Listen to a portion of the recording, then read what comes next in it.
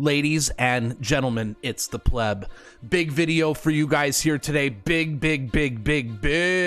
story. Justin Trudeau is losing in Toronto. Liberal strongholds are starting to flip for the Conservatives. Is this the beginning of the end for Emperor Trudeau? Yes, things continue getting worse and worse for our Prime Minister. Pierre Poilievre continues winning the preferred Prime Minister polls. The Trudeau decline is coming, ladies and gentlemen. You won't want to miss this video, so sit tight, hang in, and let's start tonight's story.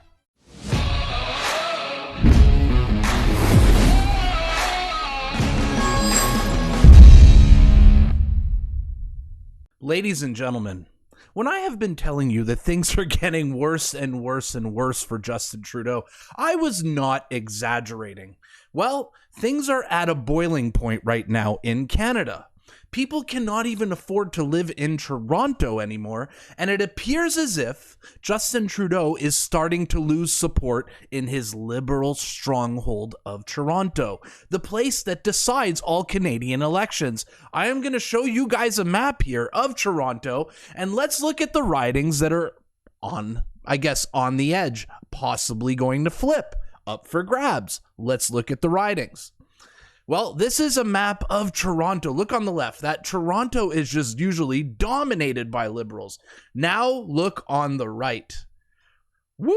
Look how many ridings are up for grabs here in Toronto, ladies and gentlemen. Did you guys ever think you would see this day? Yes, ladies and gentlemen, even Toronto has had enough of Justin Trudeau. Toronto, which is traditionally Justin Trudeau's biggest stronghold, is starting to get fed up. Toronto has one of the most ridiculous housing markets, rental markets in all of Canada. Your average day Canadian cannot even afford to live in Toronto anymore, and it seems like the people of Toronto are starting to say enough is enough. You just love to see this electoral map updated. These are things you just love to see, ladies and gentlemen. Well, I have a clip for you guys from Trendline where Nick Nanos breaks down the data and breaks down the electoral map and explaining the ridings that are up for grabs. Let's watch it together. All right, let's go, boys. So, Nick, we see from the latest ballot tracking that the Conservatives have a 7-point lead on the Liberals now. And I'm just curious how things have changed in battlegrounds. Wow, it's just not good news for the Liberals. So we do seat projections every month. And what's interesting is that we can see that I think the Liberals, there are about 29 seats that are at risk for the Liberals, with the Conservatives and the New Democrats both being beneficiaries.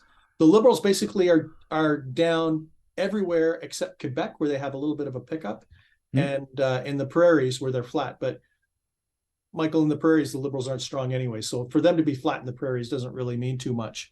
But we see basically Liberal ridings that are in play or at risk in Atlantic Canada, in Ontario, and British Columbia especially. And those are massively important battlegrounds for the Liberals. But check out this map. This is Toronto. We always talk about Toronto, the Golden Horseshoe, the 905 belt. So, what you can see here, on one side of the map looks quite red. That's the last federal election. A lot of red in Toronto and the GTA. Check out the other map. So the other map, if you see something that's black, it's the margin of victory. It's too close to call because it's less than 2%. If it's gray, it's 2 to 7%. But check out all the ridings that are basically now in play. Ridings like, in the Oakville and Mississauga area. Ridings. Oh my God. Is Pierre Poilievre making moves in Mississauga of all places? Is this how bad it is for the Liberals right now? Holy shit. In the Durham area, in a riding like Cambridge, which was a Liberal riding, or should we say is a Liberal riding. But now you can see the Conservatives could have a pickup in Cambridge, and Cambridge has gone back and forth. It has been a Conservative riding in the past, both federally and provincially in Ontario. So, looking at this battleground, like Battleground Toronto, I think the Liberals have to be thinking about their strategy and how they're gonna try to hold on, because they're in a minority position already. Losing seats in Toronto just is fundamentally bad news for the red team, and there are some critical suburban ridings, the Mississaugas, Oakvilles, and stuff like that are in play. Doesn't seem region specific too. I mean, aside from Quebec, you're saying they're also down in the battlegrounds in Atlantic Canada. That's a really bad sign for them. That's horrible. What do you think's driving this? Oh boy. I think fatigue. Basically they've been in power since 2015. You say fatigue, Nick Nanos. It has nothing to do with the economy, the housing market, Canada's government not even running properly, not being able to get passports. It has nothing to do. It's just fatigue. No. This is Trudeau's incompetence. Some people are tired, and in Atlantic Canada, the Liberals will still do well, but it just won't be kind of a lock across the board. So I think regardless, we'll see some losses for the Liberals, but they'll still do well in that region. But the thing is that when you're in a minority situation, every seat counts. So if they lose 2 or 3 ridings in Atlantic Canada, where are they going to find those ridings? And the same thing happens. Same thing applies in the GTA. BC is going to be really super interesting because the NDP and the Conservatives are both doing well in British Columbia, and the Liberals are not doing as well.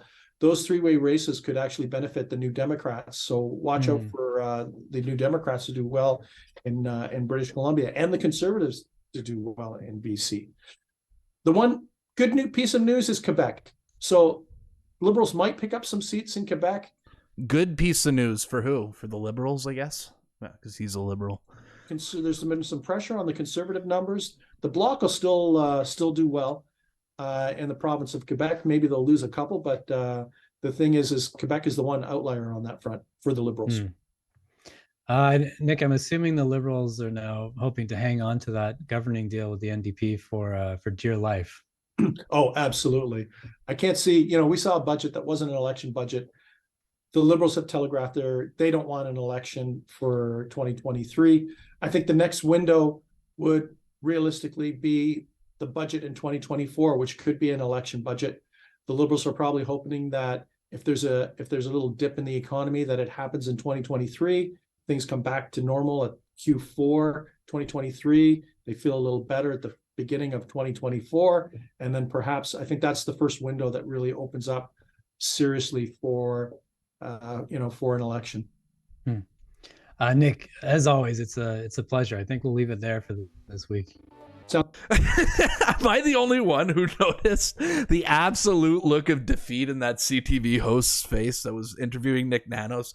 You could just see the sadness in his voice, in his tone, just a look of absolute defeat, seeing the Liberal ridings flipping and on their way to going towards Conservatives. The mainstream media is flipping out at Pierre Poilievre's absolute success, and you love to see it. But it is the culmination of all this pain Justin Trudeau has put us under. This outcome was inevitable. I want to go to Twitter and kind of see what Twitter has to say about these Liberal ridings possibly flipping here in Toronto and this terrible data for Trudeau and the Liberals. We'll start it off with Stacey Monette, who says, "You love to see it. Trudeau must go."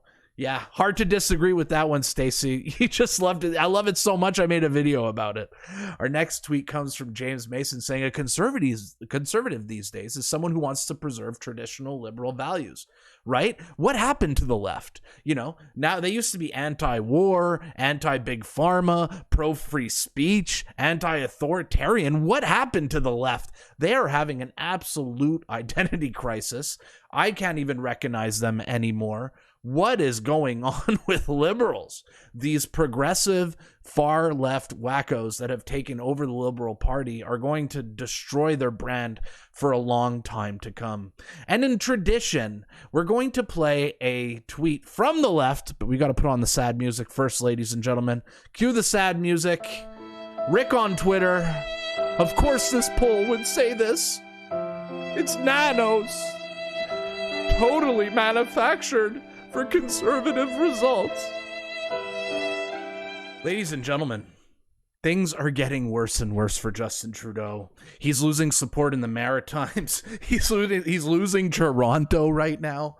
My God, it feels like a culmination of all this pain and suffering we have gone through since COVID in this country, there has been nothing but pain under Justin Trudeau. And it's good to see what looks like Canadians finally waking up.